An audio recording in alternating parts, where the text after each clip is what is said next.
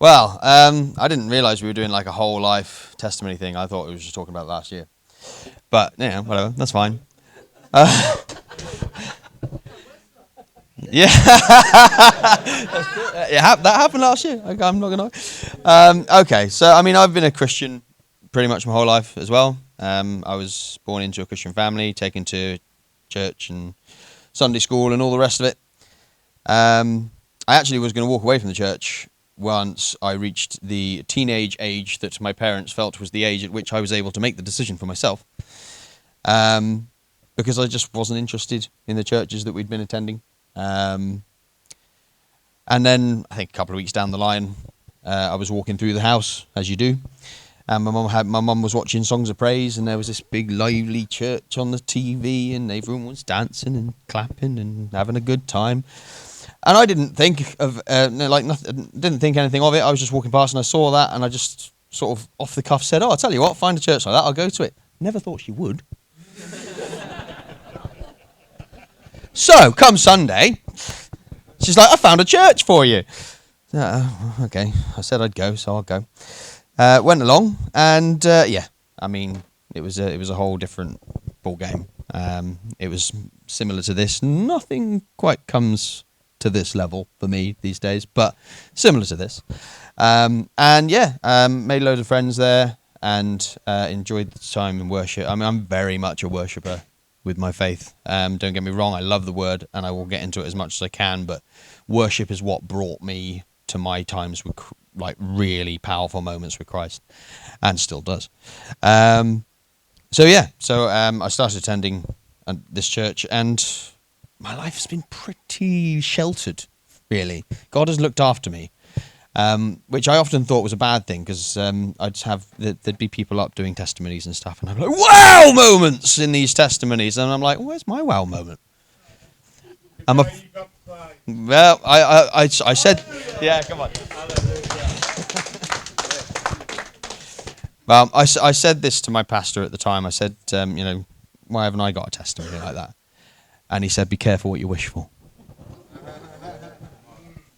Yeah, I mean, he wasn't wrong. So at the time I was married, and unfortunately that fell apart, and my child, who we had together, was separated from me. So I guess I was going into that moment of testimony there. So had some hard times. I carried on going to church, partially because I knew that was a big part of what was keeping me going. There was one time in my life where I could have come pretty close to thinking about giving it all up. And that was when I went to see my son after a week of having been apart in a visiting centre place. And he was ill, like iller than I had ever seen him before.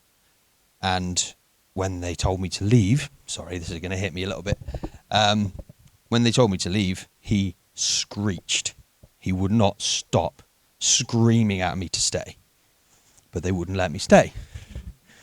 So I went out and I sat on the curb, and if there was going to be a time when it was going to happen, it would have been then. Sorry. But things have moved on from then. Long, horrible court stuff and all the rest of it. But we are in a much, much better place now. He's not full-time in my household, but we spend a lot of time together. He does spend the night with me. He does... So we've got a wonderful relationship, and I have no doubt. Thanks.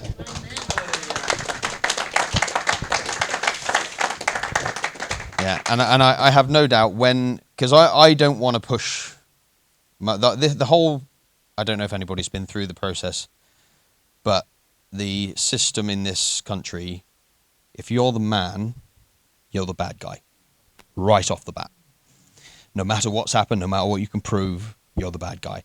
So we went through a long, long period. It took them probably 4 or 5 years to realise I wasn't actually the bad guy. By then, of course, my son had been living with my sister-in-law and brother for such a long period of time that he didn't know anything else, really.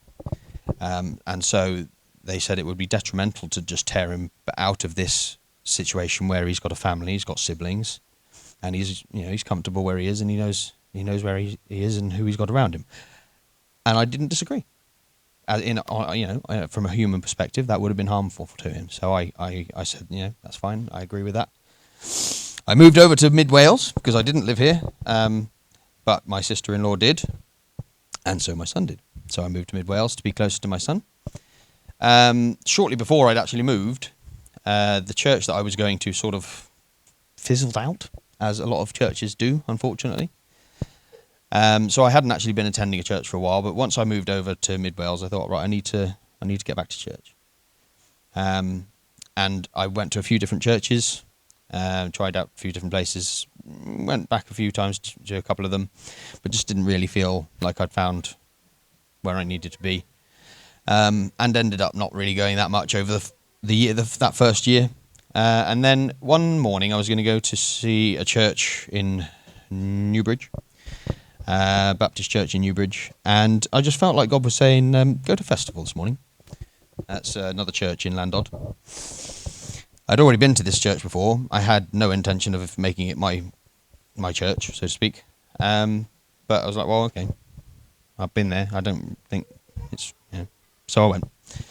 And whilst I was there, I ran into these two. Well, this one mainly. So Adam and I had met previously through a scout event, and I found him very intimidating.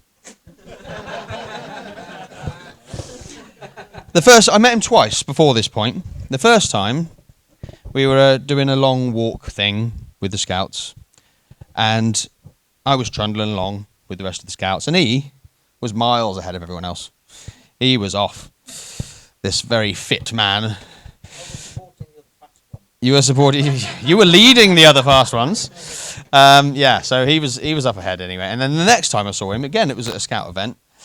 And this time, he was doing a blacksmithing experience for the scouts. So, having already been a bit intimidated by the man, here he is, short sleeve shirt, muscles out, hammer, fire, man! I'm like, oh, come on, really?